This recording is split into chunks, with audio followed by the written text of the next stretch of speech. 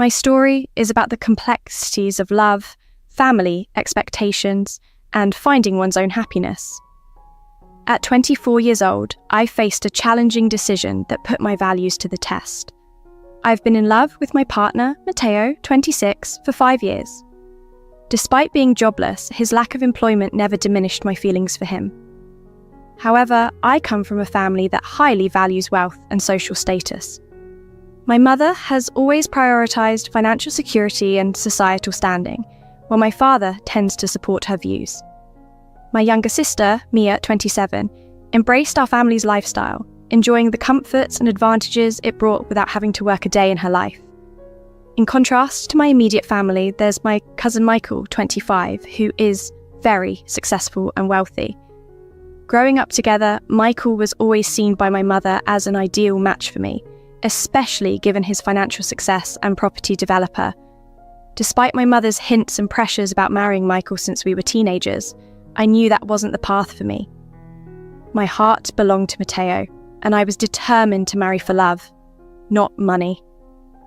As our wedding day approached, Matteo and I planned a modest but heartfelt celebration. We faced resistance from my mother, who wanted to turn the event into a lavish spectacle. The situation escalated when Matteo lost his job just a week before our wedding due to company layoffs. This loss was hard on him, and though it was a difficult time, we decided to postpone the wedding until we were more stable.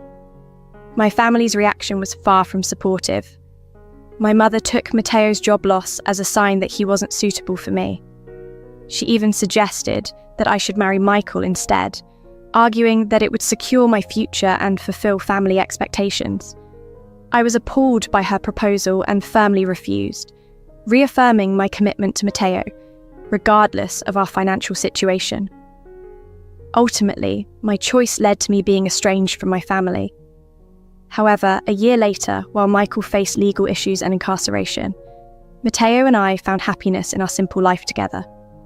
We are now happily married and expecting our first child. This journey has taught me that true love and happiness come from following one's heart, not from meeting others' expectations or pursuing wealth. My mother presented me with a stark choice. Within a month, I either had to reconsider my decision or I would be forced to leave our home. Shockingly, she had already planned for my room to be taken over by my sister Mia, because I would supposedly no longer require as much space. It felt like a forceful nudge, not just out of our house, but out of the family itself, all because I refused to marry the man they chose for me. Mia wasted no time. The very next day she was in my room, measuring for her new furniture, completely assuming I would capitulate and marry Michael, leaving my life with Matteo behind. I attempted to discuss this once more with my mother, but she was immovable. She insisted that marrying into wealth was not an option, but a necessity, and without doing so, I wouldn't have her support. My father remained typically silent, merely echoing my mother's sentiments with his usual passivity. When I confronted Mia about her premature takeover of my room, she was dismissive, already considering me gone. Her indifference stung deeply, revealing the extent of her favoured status in our family. Faced with such betrayal and the stark reality of my situation, I decided it was time to leave. Moving in with Matteo felt daunting, given our uncertain financial outlook. But we had each other, and that was a start. As I packed up my essentials, my mother watched silently, making no move to stop me, while Mia seemed delighted about claiming my room. Leaving my childhood home was painful, more so as it underscored how little my family valued my happiness compared to their concern for appearances and wealth. Matteo supported me through it all, even though he blamed himself for the family rift. I reassured him that it was not his fault. These were the choices my family made, not his. We moved in together, facing financial challenges, but remaining committed to each other. Adapting from wedding plans to just scraping by was tough. Despite the familial pressure, Matteo kept looking for better job opportunities, though it was disheartening to see him come home disheartened. We downsized our wedding plans, aiming to save enough for a simple ceremony. Although it wasn't the grand event I once imagined, the prospect of marrying in a courthouse surrounded by a few friends felt just right. Meanwhile, my mother and Mia seemed to thrive, or so they believed. My mother never missed a chance to point out my supposed mistake, but I knew I had made the right choice for my own happiness, no matter the hardships Matteo and I faced together. My conversations with my mother were dwindling, and on the rare occasions we spoke, she seemed intent on reminding me of Michael's latest business achievements, like buying new properties or expanding his empire. It felt like a persistent nudge for me to reconsider my decision to reject him. Meanwhile, Mia had fully settled into what used to be my room, redecorating it and even sending me photos of her newly designed space, her voice oozing satisfaction over how luxuriously she was now living. It was clear that both she and my mum thought they had won in some way. Unexpectedly, my dad began to reach out more often than before. He never explicitly said it, but I sensed his guilt over how I was treated by Mum and Mia. Occasionally, he discreetly handed me money to help with my living expenses, always insisting it was just a gift and that my mum shouldn't know. While I appreciated his support, it underscored his reluctance to confront them directly. Michael, on his part, was furious about my refusal. I didn't hear from him directly, but through my mum and other relatives, it became obvious that he took my rejection personally. He believed that marrying him was the best option for both of us, and was insulted that I chose Matteo instead, particularly at a time when Matteo was unemployed. My mum exacerbated the situation by continually telling Michael that I was making a colossal mistake, which only fueled his anger. Over time, Michael's resentment escalated into veiled threats aimed at both Matteo and me. He conveyed through our family that I would regret my decision, and hinted that he wouldn't be as forgiving as I expected. As weeks turned into months, unsettling rumours about Michael began to surface. Despite his outward success, whispers within the family suggested that his business dealings weren't exactly above board, involving manipulated contracts and forged documents to amass his wealth. Initially, I dismissed these rumours as just spiteful gossip, but as they became more frequent and consistent, the truth was hard to ignore. It eventually became widely known among our extended family that Michael's business was under investigation, and he was facing lawsuits from clients he had allegedly scammed. My mum, ever his champion, refused to accept these accusations, claiming people were simply envious and trying to tarnish Michael's successful image. However, when it became clear that Michael might face criminal charges, the scandal deeply impacted our family. My mum, who had tirelessly praised Michael and pushed for our marriage, suddenly became silent. As the gravity of Michael's situation sank in, she started calling me more frequently, but her tone had shifted dramatically.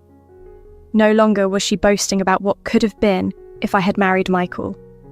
Instead, there was a palpable sense of panic in her voice, a stark contrast to her previous confidence. In recent times, my conversations with her became sporadic. Whenever we spoke, she frequently brought up Michael, discussing his latest real estate acquisition or business expansion. It seemed she was hinting that there was still a chance for me to reconsider my decision. Meanwhile, Mia settled into what used to be my room, transforming it with her own style and eagerly showing me pictures, as if to highlight what I was missing out on. Her tone carried an air of smug satisfaction as she described the comfort and luxury she now enjoyed at home, making it evident that she and my mother felt victorious in some way. Surprisingly, my father became more involved than I anticipated. Though he never explicitly expressed it, I sensed his guilt over how my mother and Mia had treated me. Occasionally, he discreetly gave me money to help with my living expenses, insisting it was a gift and that I should keep it a secret from my mother. While I was grateful for his support, it underscored his reluctance to confront my mother or Mia directly. As for Michael, he was irate that I had declined his marriage proposal. Although I didn't hear it from him directly, it was clear from conversations with my mother and other relatives that he took my refusal personally. He believed marrying him was the optimal decision for both of us, and felt insulted by my choice to be with Matteo, especially since Matteo was currently jobless. My mother didn't make things easier. She continually provoked Michael by insisting that I was making a monumental error and expressing her disappointment in me. Eventually, Michael's facade began to crack, and he started issuing indirect threats towards Matteo and me. He sent warnings through family members, indicating that I would regret my decision and that his forgiveness had its limits. As time went on, unsettling rumours about Michael began to circulate. His business, it turned out, was not as reputable as he portrayed. Whispers within the family hinted at fraudulent dealings, including manipulated contracts and forged documents to amass his wealth. Initially, I was sceptical, but the consistent and growing buzz made me realise there might be some truth to these claims. It became widely acknowledged among our relatives that Michael's business activities were under scrutiny and that he faced lawsuits from clients he had duped. My mother was in denial, refusing to accept that her favoured nephew could be involved in such deceit. When I confronted her, she dismissed the accusations, claiming that jealousy over Michael's success was the real motive behind these allegations. Yet, I could detect the uncertainty in her voice. The scandal severely impacted my family, especially my mother, who had devoted considerable effort to promoting Michael as an ideal match for me. However, as the possibility of criminal charges against Michael loomed, her usual boastful tone changed. She began reaching out more frequently, but now her calls lacked the previous arrogance about how much better off I would have been with Michael. My mother was almost pleading with me to maintain my ties to the family, as if she needed to retain some control. My dad, on the other hand, kept his distance, yet remained supportive. I believe he had always harboured suspicions about Michael's so-called success, but kept them to himself. Once the truth about Michael emerged, my dad was quietly supportive, offering financial assistance when possible, though it was evident he struggled with balancing his support for me and maintaining peace with my mum. Mia, who had once put Michael on a pedestal, found her world upended. Her admiration for his apparent wealth and success had blinded her to his deceit. As the scandal unfolded, she desperately tried to salvage her own image. Dreams of being an influencer faded as people distanced themselves from anyone linked to the scandal. The situation escalated when Michael was arrested for fraud, sending shockwaves through the family. My mum was crushed. The image she had built up around Michael shattered, leaving her frantically trying to preserve her dignity. She reached out to me, hoping I would re-engage with the family and attend gatherings to help mend the family's image. Despite everything, she seemed to believe I could return, as if nothing had happened. I couldn't. My refusal marked a definitive break, yet it also felt liberating. Amidst this familial strife, Matteo and I found our footing. Despite the challenges, we were committed to each other, building a life based on authenticity, not illusions like my family had.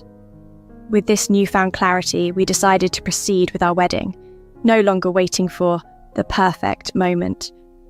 We opted for a small, intimate garden wedding, far removed from our original grand plans, but infinitely more meaningful. The ceremony was held in the quaint backyard of Matteo's parents' home, who kindly offered it for the occasion.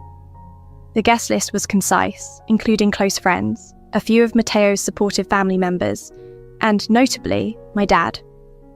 My mum and Mia, still grappling with the fallout, were absent. Their absence was a relief. I didn't need their approval anymore. As I walked down the aisle, any doubt instilled by my family dissipated. Matteo's gaze reaffirmed my decision. Nothing else mattered. My dad, not usually one to express his emotions, walked me down the aisle and even gave a short, heartfelt speech at the reception. He said, "I've always believed that love should guide us, not money or status. I'm proud of Lucy for choosing love." His words moved me deeply. It was all the affirmation I needed. Unexpectedly, Michael's parents attended the wedding. They had kept a low profile throughout the ordeal, but came forward with apologies and regret over their son's actions. They expressed embarrassment and a clear desire to distance themselves from the chaos my mother had exacerbated. They approached with sincerity, extending an olive branch, a gesture that surprised and touched us. They also brought a thoughtful gift, signalling a hopeful beginning to mending fences, even in the smallest of ways. The gift from Michael's parents came as a complete surprise, a very generous check to support our future, a gesture meant to compensate for the turmoil Michael had caused. Matteo and I were taken aback by their kindness, but we gratefully accepted it. This was one of the rare moments in the midst of all the chaos where it felt like things were beginning to calm down. After the wedding, Matteo and I settled into a simple apartment. It wasn't lavish, but it was our own space. We both agreed that starting fresh, far from my family's expectations and the surrounding drama, was what we needed. Our main focus was on building a life together, one not defined by wealth or social status. Matteo secured a new job a few weeks post-wedding. Though it paid less than his previous position, it offered him a fresh start. He was visibly happier and less stressed, which made it feel like we were truly beginning to find our footing. We started saving and planning for our future, discussing dreams and aspirations that were important to us both. We concentrated on our careers and our relationship, embracing the struggles because they were ours to tackle together. The wealth my family had envisioned was absent, but in its place was something far more valuable. A relationship grounded in love, trust, and mutual respect, which, to me, was priceless. Reflecting on the past year since our wedding, it seemed like a different lifetime, one filled with family-induced chaos that now felt distant. Matteo and I had faced numerous challenges, but we emerged stronger. For our first anniversary, Matteo organised a romantic dinner at a quaint local restaurant. It was simple yet perfect, just the two of us, reflecting on our journey and celebrating how far we'd come. Holding his hand that evening, I felt immense gratitude for all we had overcome together. We toasted to love, resilience, and the bright future awaiting us. The best part of the evening came after we returned home. Matteo had some fantastic news. He had been promoted at work. It wasn't just any promotion. It came with a significant pay raise and greater job security. He had worked tirelessly over the past year to rebuild his career, and I couldn't have been prouder. His promotion symbolised all that we had endured together, marking the beginning of better days ahead. Despite our progress, my family hadn't completely withdrawn from our lives. Over the past few months, my mother increased her attempts to reconnect, calling and messaging, even sending a congratulatory card for our anniversary. She expressed a desire to move forward. Mia also reached out occasionally, offering lukewarm apologies for her behaviour during the whole ordeal with Michael. She confessed to being envious, jealous of the attention Matteo gave me, my independence, and my courage to stand up to the family. While part of me wanted to believe in their sincerity, I remained cautious. Forgiving them wasn't easy after everything they had put me through. Their overtures, though potentially genuine, would take time to fully consider, reflecting on whether they truly understood the depth of the issues they had caused. For now, Matteo and I were focused on nurturing our own lives, fortified by the trials we had faced and optimistic about the path ahead. Though it wasn't straightforward, I didn't want to completely sever ties with them. I could no longer trust them as before, so I chose a guarded approach. I limited our interactions to text messages and the occasional phone call. Nothing beyond that. I needed time to mend from the hurt they had inflicted, and was determined not to allow them an easy re-entry into my life as if nothing had transpired. Just when I thought that there were no more surprises left, I discovered I was pregnant. Starting a family had been a topic of discussion between Matteo and me, though we hadn't been actively trying. The positive result on the pregnancy test left me utterly astonished. Matteo was the first person I shared the news with. I'll always remember his expression of sheer joy mixed with disbelief when I showed him the test. He embraced me so tightly I almost couldn't breathe, and for a moment, everything felt absolutely perfect. We shared tears and laughter, then eagerly began planning our future as parents. Amidst tentative reconciliations from my mum and Mia, it was my dad who surprised me with his quiet support. He had observed the family's troubles from a distance, understanding more than I had realised. One day, he invited me to lunch. Initially hesitant, I accepted. He was direct, skipping small talk to offer a substantial gesture. He wanted to help us with a down payment for our first home. This offer from my dad, who seldom made grand gestures, touched me deeply. He confessed he had been saving for a while, and though my mum was unaware, he felt it was important to use this savings to support us. He explained it was his way of apologising for not standing up for me sooner. Seeing the effort it took for him to express this made me appreciate how deeply he cared. This act of generosity was his way of showing love and support in the manner he knew best.